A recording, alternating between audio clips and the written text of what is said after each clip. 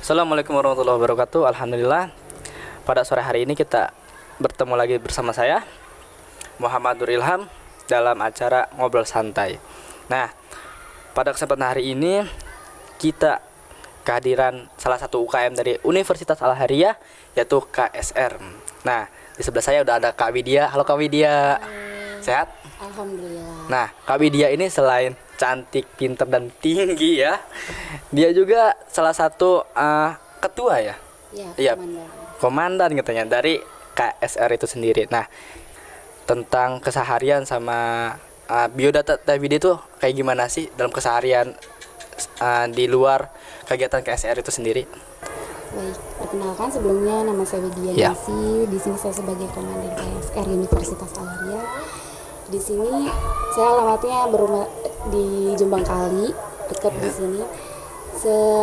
Sebelum melakukan kegiatan KSR ini saya cuman kayak di rumah aja ya, ataupun saya melakukan aktivitas UKM lainnya, kayak misalkan tari gitu. Dan kalau misalkan gak ada kegiatan ya saya di rumah aja, kayak nonton TV, nonton film dan lain sebagainya. Bantu-bantu ibu gitu ya? Iya. Nantinya tidak membantu meringankan pekerjaan rumah tangga gitu ya? Iya. Nah, bahas-bahas KSR nih ya, identik sama sukarelawan ya di lapangan, kayak bencana alam atau apapun itu kan. KSR itu kayak sukarelawan yang benar-benar terjun langsung ke lapangan untuk membantu masyarakat dalam bencana alam, terus kecelakaan dan lain sebagainya. Nah, kita mau tanya, ngutip sedikit sejarah tentang KSR di universitas itu kayak gimana sih Teh? Awal mulanya gitu. Awal mulanya. Iya. Jadi KSR ini kalau nggak salah terbentuknya itu di tahun 2017-2018an. Iya. Di angkatannya Juherdi. Juherdi. Nah, setelah itu KSR ini sekarang berjalan 5 periode ke saya ini. Iya. Nah, yang pertama tuh di angkatan Juherdi, kemudian Mutmainah, dan yang ketiga tuh Dedi. Iya. Yang keempat Demi saya, sebelumnya itu Nadia Aprilia, dan yang sekarang ini saya sendiri Widya. Nah, kan dari 1 sampai 5 periode itu masa-masa keemasannya itu di belah mana sih? Di periode keberapa gitu? Mungkin dari periode keempat dan juga kelima ya. Nah, Sebelumnya itu 2000 sekitaran 1920 angkatannya si Mutmainah ini emang udah lagi aktif-aktifnya. Tapi di angkatan si Dedi mungkin anggotanya kurang ya, karena sebelum itu belum terbentuk universitas, jadi anggotanya masih mencar-mencar, belum menjadi satu gitu, masih sedikit. Jadi cuman ada kisaran 3 atau 5 orang. oh berarti rintangan yang periode yang di belakang itu cuman terpisahnya universitasnya, belum menyatu gitu ya, STIT dan Unival gitu ya. Oh, kalau misalkan dari periode 1 sampai yang tadi itu, yang lagi masa-masa kemasannya itu kan periode sekarang ya, periode kelima. Nah, apa sih kesulitan dari periode yang kemarin itu? Apakah cuman terpisahnya universitas itu, apa ada yang lain? Itu juga salah satunya, dan juga yang paling ini sumber daya manusianya, anggota-anggotanya itu, karena anggotanya sedikit tahun sebelumnya, jadi kegiatannya itu nggak terlalu jalan. Tapi setelah angkatannya Nadia cuman ada beberapa orang tapi aktif, kegiatannya berjalan dengan lancar. Nah, pas di angkatan Nadia itu bertambah lagi kan angkatannya, karena dia 2 periode. Di angkatannya dia tuh ada saya juga, anggotanya itu berjalan, anggotanya lebih dari 10. Nah, alhamdulillahnya di angkatan yang sekarang itu meningkat. Nah, kan dari situ kan ada rintangan-rintangan cuman sumber daya sama terpisahnya kan ya. Nah, ada lagi nggak selain itu? Apa cukup itu aja? Mungkin yang saya rasain ya baru itu doang. Baru itu aja ya. Kalau misalkan dari pengalaman dalam praktek di lapangan itu apa aja? Kayaknya punya praktek apa aja, terus kayak tempatnya di mana, atau udah supaya ke belah mana aja gitu. Untuk kegiatannya, karena kita tuh masih dibawa sama naungan markas di Kota Cilegon, kita masih sering dibawa-bawa. Jadi mungkin kendalanya karena ini ya pengalaman. Pelatihan kita tuh masih ilmunya masih kurang ibaratnya. Tapi alhamdulillah dengan seiringnya diajak terus dalam kegiatan turun langsung, itu alhamdulillah ilmu kita semakin bertambah. Jadi adalah ilmu tambahan yang kita dapat. Nah, Kalau semisalkan kayak gitu, tempat-tempat mana aja yang udah disurvei nih, yang udah dipakai buat apa tuh ya namanya, praktek?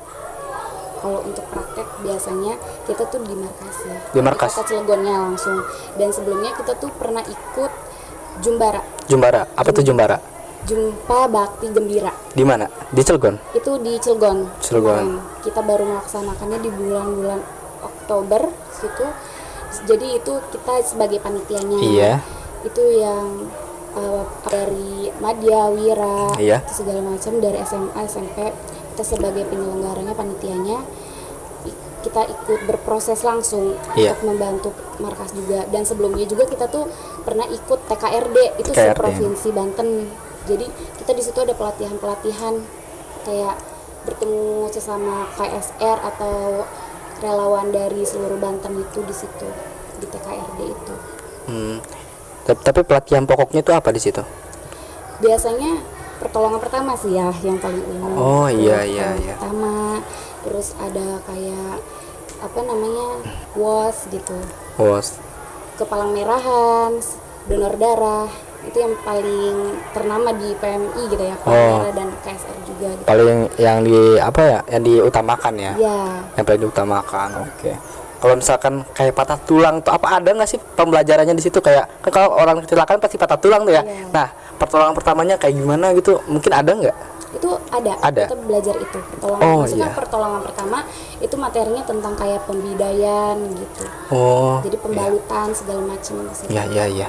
Kalau misalkan kan PMI gitu ya, yang kayak pertolongan pertama. Nah, banyak nggak sih dari yang PMI itu yang masuk jurusan kedokteran gitu? Kalau kayak kan perawat itu kan, identiknya sama yang kayak pertolongan pertama gitu. Ada nggak sih dari PMI universitas ini yang udah terjun ke ilmu kedokteran atau perawat? Mungkin kalau ke situ tuh tim medis Ya? tim medis itu mungkin beda lagi ya. Oh, beda lagi. Maksudnya beda lagi. Kalau kita hanya sebagai relawannya aja, Oh, hanya iya, iya. membantu saja. Kayak untuk kayak kecelakaan, kayak pertolongan pertama kita yang turun, Iya, iya. tapi untuk selanjutnya selebihnya itu ditangani oleh tim medis. Gitu. Oh, iya, Jadi iya. kita hanya membantu di awalnya saja. Membantu pas pertolongan pertamanya Iya. aja gitu ya. Mm-mm. Tapi ada nggak yang dari angkatan sini atau angkatan yang udah yang berhasil sampai ke ikut atau jadi anggota atau jadi ketua di apa tuh namanya, di PMI Kota Cilegon. nah Itu ada sebelumnya juga emang setelah kita dari ini kayak apa universitas ini udah selesai KSR-nya, Iya. kita bisa langsung masuk markas. oh Nah, mungkin karena dari angkatan 1 2 ini udah sibuk kerja jadi Iya, iya. tidak bergabung lagi. Tetapi yang angkatan 3 ini Dedi, Iya. dia masih bergabung di markas. Dia spesialisasi ambulan. ambulan, Iya. nyupir berarti ya. Iya. Iya, oke. Kalau misalkan kayak gitu, ada nggak nih yang dari angkatan sekarang yang minat gitu buat ikut ke markas kayak Bang Dedi itu? Mungkin aja ada ya. Ada ya. Ada, karena kan profit ke depannya itu bisa lebih baik gitu tuh buat Iya. kitanya juga. Nah, kan sebelumnya tuh biasanya ada spesialisasi. Nah, spesialisasi ini kita ikutin selama beberapa hari. Nah, setelah itu dapat sertifikat. Nah, sertifikat ini bisa kita buat ngajar juga. Oh, buat ngajar juga berarti Iya. bisa jadi guru. Oke. Bukan guru tapi kayak pelatih. Oh, kayak pelatih ya. Iya. Sama aja kali ya guru sama pelatih ya. Gak jauh beda, cuman bedanya kalau guru itu kayak ya dapat ini gitu ya. Kalau ini kan relawan gitu ya. Pasti kayak yang namanya relawan nggak dapat. Tau lah, fulus ya. Utama di Indonesia fulus gitu. Nah, kalau misalkan kayak gitu bisa jadi pelatih ya. Nah, pelatih yang dimaksud itu apakah di Korps TNI atau di Basarnas apa di sekolah-sekolah doang? Itu bisa jadi di kayak yang tadi kakak sebutin itu. Oh, bisa ya. Basarnas dan sebagainya. Jadi menyesuaikan materinya apa. Oh, iya, iya. Jadi kita yang mengisi sebagai fasilitatornya. Bisa juga kita bekerja sama di TNI dan Basarnas, BPDB semacamnya gitu. Nah, iya. Nah, terkait PMI RS apa tuh? KRS KSR. KSR ini, sorry ya. Iya. KSR ini. Nah, kan kemarin ada bencana ya teh di Sumur tuh kan. Nah, ada keterlibatan nggak dari KSR sini terjun ke sana? Kalau dari anggota kitanya belum ada ya. Iya, iya. Belum ada yang terjun langsung. Mungkin ada 1-2 orang kayak demis kita Iya. bisa langsung terjun, tapi untuk kita sendiri tuh belum pernah langsung terjun gitu. Karena belum ada pengalaman lebih gitu ya. Pengalamannya belum ada juga kan. Takutnya orang-orang mereka juga takut ada sesuatu Iya, gitu yang betul. bisa dijamin sama Iya, bukannya nolong malah ditolong nantinya. Iya gitu. Iya ya. Yang membantu malah merepotkan. Nah, kayak gitu ya. Kurang lebihnya kayak gitu mungkin ya. Nah, kalau misalkan ditawari nih Allah memindalik ya, ada lagi nih bencana alam di Banten. Nah, kira-kira mau turun nggak? Suka tidak suka pasti kita turun. Turun pasti ya. Pasti. Nah, awas nih. Iya. Awas ya. Turun ya. Insya Allah. Nah, anggota sekarang ada berapa? Kurang lebih di angkatan sekarang itu ada 25-an. 25 ya. Nah, kalau misalkan bencana itu ada datang berapa anggota yang mau diturunkan? Itu tidak menjamin semuanya bisa turun langsung ya. Ya karena belum ada yang berpengalaman juga kan. Ya, itu utamanya. Terus karena keaktifan anggota-anggotanya juga. Iya. Walaupun anggotanya 25 tapi yang aktif mungkin 10 atau 15. Oh iya, itu udah sering terjadi tuh ya Iya, di organisasi. salam. Iya. Kalau misalkan yang kayak gitu pernah nggak sih nemuin yang ada yang nuntut uang atau kayak gimana kayak pembayaran? Iya, pasti ada. Ada ya? Ada aja sifatnya kayak gitu tuh. Kayak bertanya setelah kita melakukan kegiatan, ada nggak sih uang transportnya Iya, atau gitu. apa gitu kan. Kita sendiri kan nggak bisa ngejawab karena kita maksudnya relawan gitu Iya, tuh. betul Bukan banget. karena untuk mendapatkan uang, tetapi sebagai kemanusiaan, rasa kemanusiaan. Berarti yang mau ikut KSR itu harus benar-benar yang rasa kemanusiaannya 100% gitu ya. Yang enggak setengah-setengah atau yang diajak-ajak sama temannya, ayo kan biasanya kebanyakan organisasi itu ngajak ya, ayo ikut saya aja katanya kan. Berarti kalau KSR itu nggak membutuhkan orang yang setengah-setengah berarti ya. Iya. Harus 100% yang punya jiwa sosialisasi gitu. Nah, kalau misalkan kayak gitu ada relasi apa sih yang nanti bakal kawan-kawan dapat nih ya? Kawan-kawan yang akan dapat ketika masuk KSR. Nah, setelah keluar dari KSR tuh relasi apa yang akan didapat oleh kawan-kawan? Mungkin pertemanan di luar kampus, di luar lingkungan kita ini. Oh iya. Kayak teman-teman dari PMI lain, kota-kota lain atau negara lain. Sebelumnya juga saya sebagai panitia WOS ya, Iya. se-Asia Pasifik. Jadi saya tuh di situ bisa bertemu dengan teman-teman di luar negara Indonesia. Oh, berarti udah pernah internasional juga? Iya. Wah, alhamdulillah. Masya Allah. Ini acaranya di Sarikuring Indonesia. Boleh ceritain nggak sedikit tentang pengalaman di sana kayak gimana? Jadi awalnya itu ya karena ada pelaksanaan WOS. Iya. Di situ saya sebagai panitia sebagai dokumentasi. Dokumentasi dari perwakilan sini? Iya, perwakilan sini. Cuman tidak hanya mendokumentasi, tapi saya juga belajar di situ. Jadi ada dari negara Bangladesh, Nepal, Malaysia, Singapura. Karena emang terkendala bahasa mungkin Bahasa ya. Jadi kita tuh nggak banyak ngobrol sama orang-orang tersebut gitu tuh. Tapi mereka tuh asik-asik gitu, berbagi pengalaman. Karena ada yang Malaysia itu bisa ngomong Melayu ya, jadi Iya. pengalaman berbagi pengalaman sama orang Malaysia itu aja. Jadi kayak di situ tuh kita mempelajari bagaimana air yang tadinya keruh menjadi jernih. Air yang nggak bisa diminum itu bisa diminum dengan cara apa gitu. Oh Dengan iya material apa. kayak fisika itu ya. Iya, gitu gitu. ya. Kayak penyaringan gitu kan. Nah, berarti kalau misalkan udah internasional kayak gitu, udah bisa layak lah ya. Bisa layak sebagai KSR apa ya? Bisa layak disebut KSR apa tuh namanya?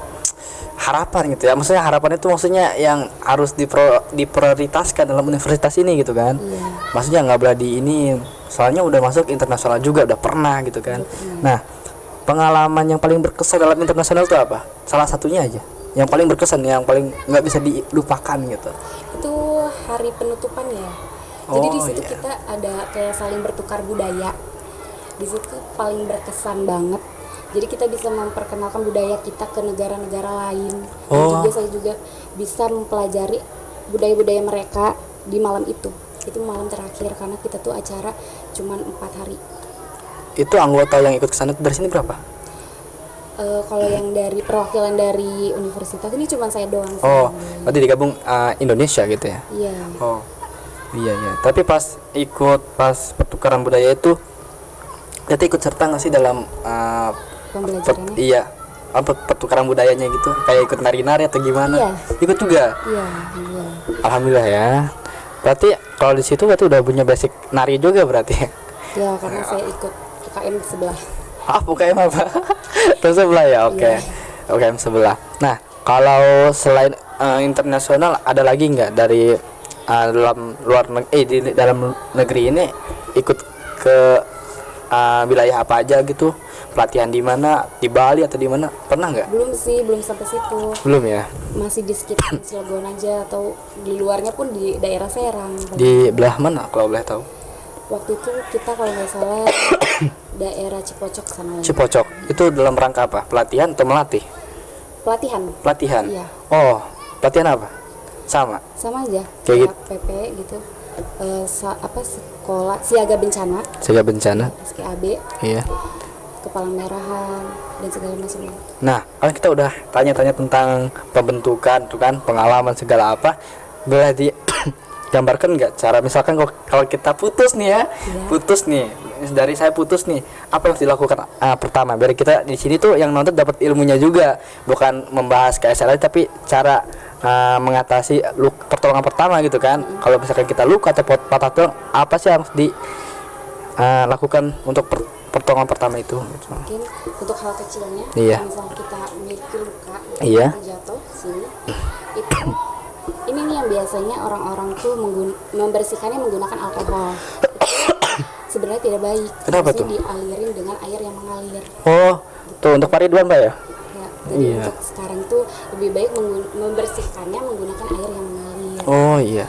Kita bersihnya pakai kapas, itu ada tekniknya, jadi nggak asal gosok gitu, tapi melingkar, biasanya melingkar. Iya. Itu kita tutup menggunakan betadin lalu diperban, atau lukanya kalau nggak besar banget itu biasanya cuma pakai kasa gulung ditempel menggunakan hand saplas. Kayaknya udah cukup sore juga kita ya, udah agak lumayan lama juga ngobrol-ngobrolnya. Bisa tanya, nah kalau misalkan kamu masuk ke KSR itu harus mempunyai jiwa sosialisasi yang 100%, karena KSR itu no duit no uang ya kan ya, no uang, harus ikhlas. Nah jadi KSR itu nggak membutuhkan orang yang setengah-setengah ya, ya karena sosialisasinya harus benar-benar 100% murni karena kemanusiaan gitu kan. Nah untuk acara hari ini kita sudahi untuk hari ini. Nanti kalau ada yang mau masuk ke KSR atau ngobrol-ngobrol ya, tanya-tanya atau cara pencegahannya atau mau kenalan sama Teh Widianya boleh langsung hubungi Teh Widianya. Cukup sampai di sini, akhirul kalam bareng Teh. Assalamualaikum warahmatullahi wabarakatuh.